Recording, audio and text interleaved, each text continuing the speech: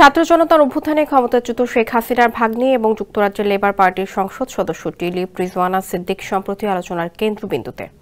কারণ নিজেকে বাংলাদেশি নন বলে দাবি করলেও সরকারি নথিপত্র বলছে ভিন্ন কথা। জাতীয় পরিচয়পত্র, বাংলাদেশি পাসপোর্ট ও কর শনাক্তকরণ নম্বর অনুযায়ী তিনি একজন পূর্ণাঙ্গ বাংলাদেশি নাগরিক। 2017 সালে এক সাংবাদিকের প্রশ্নের জবাবে টিউলিপ বলেছিলেন, আমি বাংলাদেশি নই, আমি একজন ব্রিটিশ এমপি। তবে বাস্তবতা হলো তার নামে রয়েছে বৈধ এনআইডি, 2টি বাংলাদেশি পাসপোর্ট ও আয়কর নথিপত্র। নির্বাচন কমিশনের কর্মকর্তাদের বরাতে জানা গেছে, শেখ হাসিনা ও টিউলিপ সহ শেখ পরিবারের 10 সদস্যের এনআইডি লক করে রাখা হয়েছে। দুদকের একটি সূত্র জানিয়েছে, টিউলিপের এনআইডি ইস্যু করা হয় 2011 সালের 3 জানুয়ারি। পরিচয়পত্রে তার নাম, পিতামাতা, রক্তের গ্রুপ, এমনকি ঠিকানা হিসেবে ধানমন্ডি সুধা সদন ও উল্লেখ আছে, যা শেখ হাসিনার সরকারি বাসভবন।